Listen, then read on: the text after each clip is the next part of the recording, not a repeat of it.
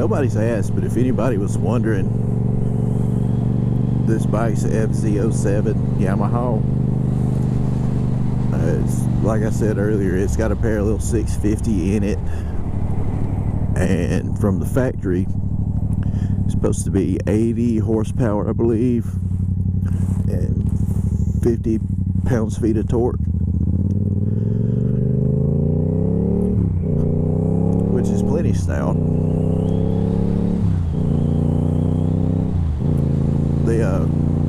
The website, part of their promotional package with it, says welcome to the dark side of Japan, talking about this bike with the factory exhaust on it. I don't know what they do on the dark side of Japan, other than maybe that's where they make all their clothes at, because this thing sounds like a sewing machine. It's quiet. All you can hear is valves tapping, pretty much.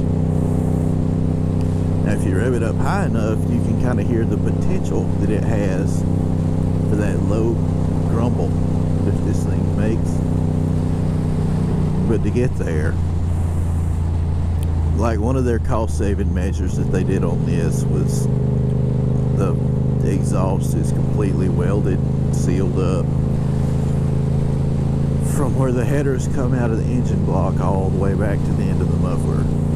So you can't just buy a cheap slip-on and put it on there without taking your factory exhaust off and cutting it and hoping you get your cut made in the perfect place and hoping you didn't leave any ragged ends and don't have any leaks or any of that stuff. Or you have to buy a new set of header pipes, like a proper full exhaust, which is what I ended up doing. Well, this thing is adjusted so lean from the factory for efficiency numbers and to make a little bit more power, because leaner is generally a little bit more efficient, puts out a little more power. But it's so lean from the factory that if you increase the airflow going in, coming out, or both on either side, that you run the risk of running so lean that you do damage to your engine. I mean, other than the fact that you're going to lose power because you got too much air in the air-fuel mix now. Way too much. So if you do anything, intake, exhaust, or both on this bike, you really have to have your fuel controller flashed. It's basically your engine computer. So that should be bought the same time you buy your exhaust, because you don't want to be running around running way too lean all the time. Just go ahead and get it knocked out. All I did as far as performance wise was I did a full exhaust system from Two Brothers Racing and a flash tube engine tuner kit. There's some options out there. The most popular is the Power Commander. Those things get pretty complicated to install. Like, you've got to take the whole bike mostly apart, and you're plugging stuff in to your fuel injectors, the engine computer, all kind of stuff. It looks like a spider web of wires. Take one of those things out of the box. This flash tuner, Power Commander is basically just a piggyback unit, and the ECU on this bike is a closed loop system, which means that there's some commands that a piggyback system can't override. Like in first and second gear, this thing retards the timing to keep you from popping wheelies so easy, and a Power Commander can't override that. You can't change the temperature when your fan starts fanning. I mean, there's all kind of stuff you can change with the thing that I've got that you can't do with a Power Commander. So the flash tube thing that I got lets you change, I mean, you rewrite the entire ECU. There's not a line of code on the thing that you can't touch somehow or another. That can be good or that can be bad, depending on how much you know about what you're doing. But anyway, they've got a model where you can take the ECU off the bike, bring it in the house, and you've got your tuner hooked up to your PC, and you just rewrite the ECU that way. That would cost about $75 extra than the basic model, the one that I got, because it comes with a power plug, more or less, because you got to be able to plug the ECU in to ride it. When I bought, the ECU stays on the bike. It comes with a little pigtail to where you can hook a USB adapter in to the pigtail on your bike that you install, and you rewrite your ECU with a laptop out in the garage. But you have to wire this pigtail in directly to the wiring harness of the motorcycle, which is not hard, but I screwed it up a couple of times and didn't know what kind of error I was getting. I had to call and tell them what was going on, and they were able to tell me right off the bat, you know, well, you've either got a ground issue or you didn't get one of your wires in the wiring harness good and it's not making contact. So I fiddled with the ground and nothing improved. So I felt like I had all my wires in the harness good, but I thought, well, I know this ground is good. I can see the ground is good. So let's poke around this wiring harness a little bit, and sure enough, I had one of them that I hadn't got the wire pushed as far in as it needed to be. So I got that addressed, and it's worked like a charm. Lowered the temperature that my fans start turning just a little bit. You can turn the engine braking off on this thing or make it a lot less severe than it is. What I mean by that is when you chop the throttle like that,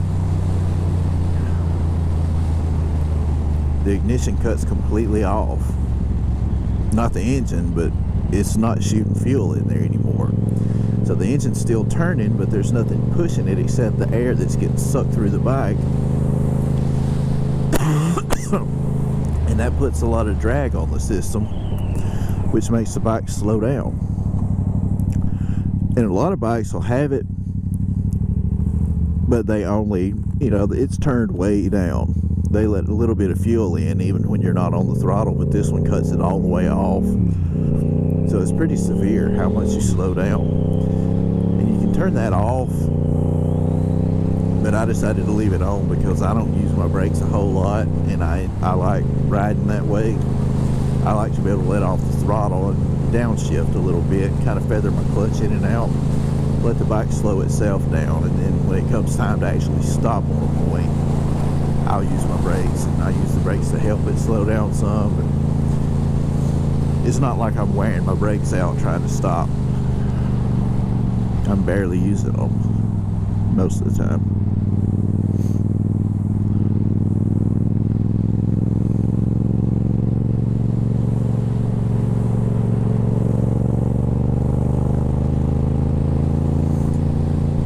But anyway,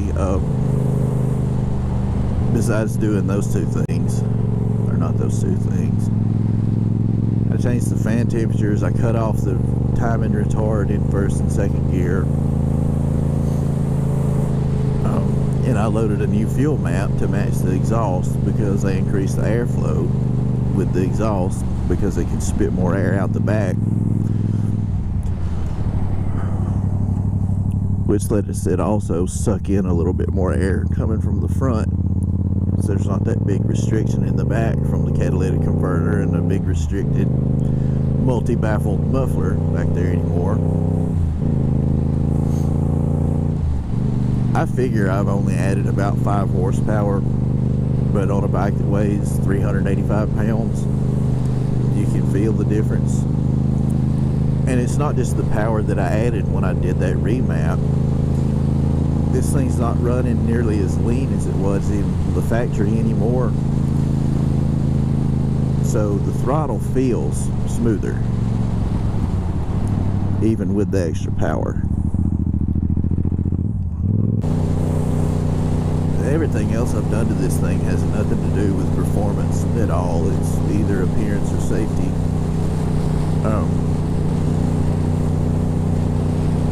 I don't know if I ever posted a picture, but the factory fender on the back that these things come with, I don't know if it's for legal reasons or what, but it's hideous. It hangs down halfway to the ground, and it just screws up the look of the whole bike.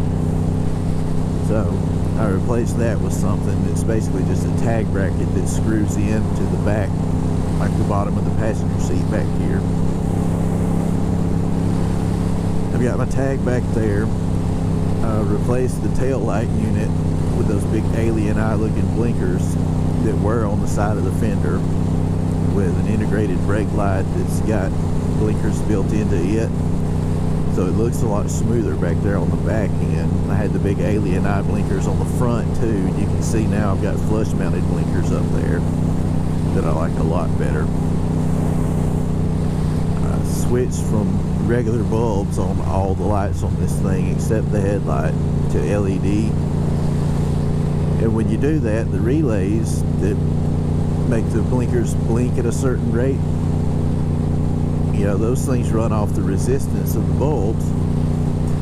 So when you replace all your blinker bulbs to LED, you'll get this, they call it hyper flash, where they blink way too fast. So you have to replace that little blinky relay. The one I put in there was adjustable, so if I ever don't like it blinking at whatever rate it's blinking at, I can speed it up or slow it down on my own. Put frame sliders on it right there. Put a set of spool sliders on the back axle. I've got impact covers over the engine case and the clutch case. So hopefully if I ever do fall over, I won't knock a hole in something that's holding the oil in the bike, because that's a guaranteed tow home.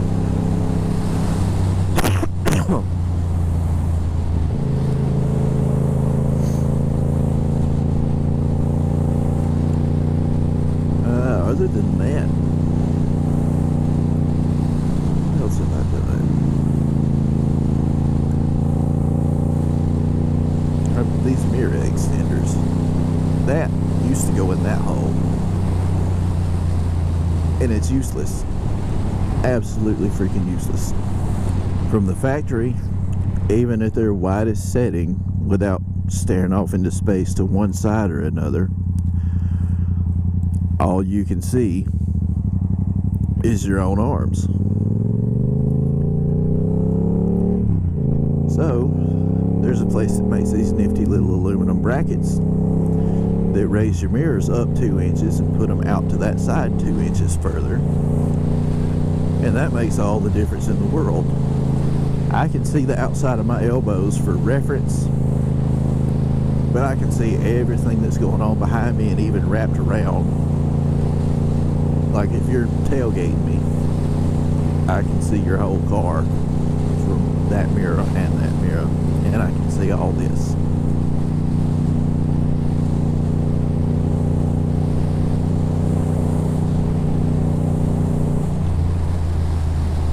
Just looking at them, they don't look like much, but evidently there's only one company that makes these little extender brackets,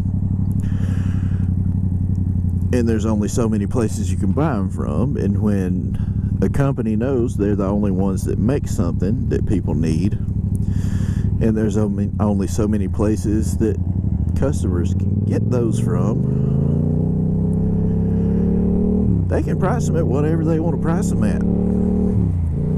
So $50 for 2 little pieces of aluminum with some screw threading in them. Yeah.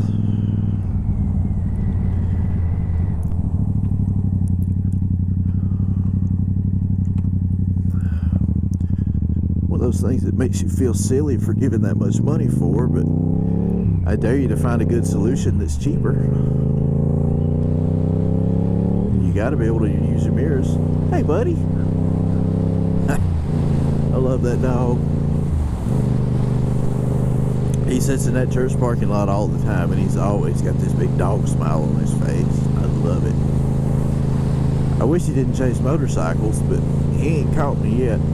He just wants to run around and play.